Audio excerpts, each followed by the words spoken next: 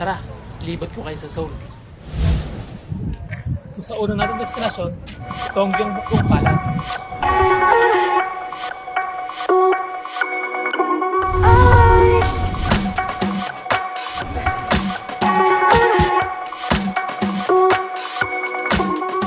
Habang naglalakad at pinagmamasdan ang mga estruktura ng nakaraan, laging sumasagi sa isip ko kung anong klase ng pamumuhay na meron sila noon.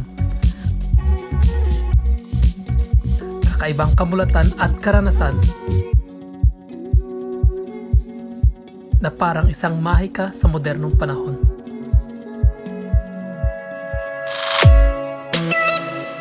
Mula sa mga sinaunang estruktura ay pumunta naman tayo sa makabagong disenyo. Sa unang tingin pa lang ay mapapamangha ka talaga at dito mo makikita ang pagiging malikot ng mga imahinasyon ng bansang ito.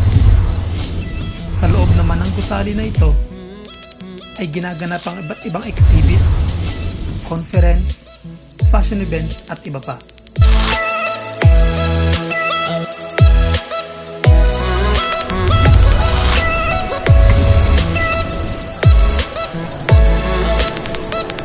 Ginawa upang protektahan ang sinaunang syudad ng Seoul. Ang makasaysayang pader na ito ay may hindi malilimutang istorya ng nakaraan.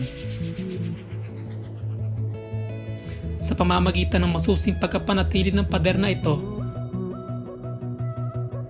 makikita ang pagkapahalaga at pagmamahal nila sa kanilang kasaysayan.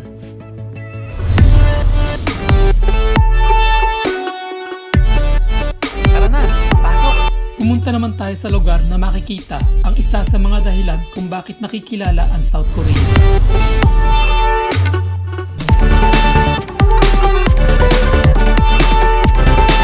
Ang Korean pop or mas kilala sa K-pop. Ihanda ang iyong sarili para ma-experience ang makulay at iba't ibang eksena na hinango sa mga sikat na music videos ng mga kilalang K-pop group. Isa sa pinakasikat at laging dinadayo ang Myeongdong Street. Talagang kamangha-mangha ang experience sa lugar na ito. Beauty products, shopping stores. Siyempre, ang favorite ko ay ang kanilang street foods. Makulay at masarap na pagkain. Yan ang isa sa kilala sa bansang Korea. Ang sentro ng Seoul, Gwanghwamun Square. Inilaan para sa mga tao, may pahingahan na pwede mag-relax or magbasa ng libro. Fountains na pwede mag-enjoy tuwing summer sa gitna ng mga naglalakihang mga gusali at busy na mga kalye. Makikita na nakatayo ang monumento ni General Lee Sung-shin at King Sejong na pinakakilala sa mga naging pundasyon ng bansang Korea.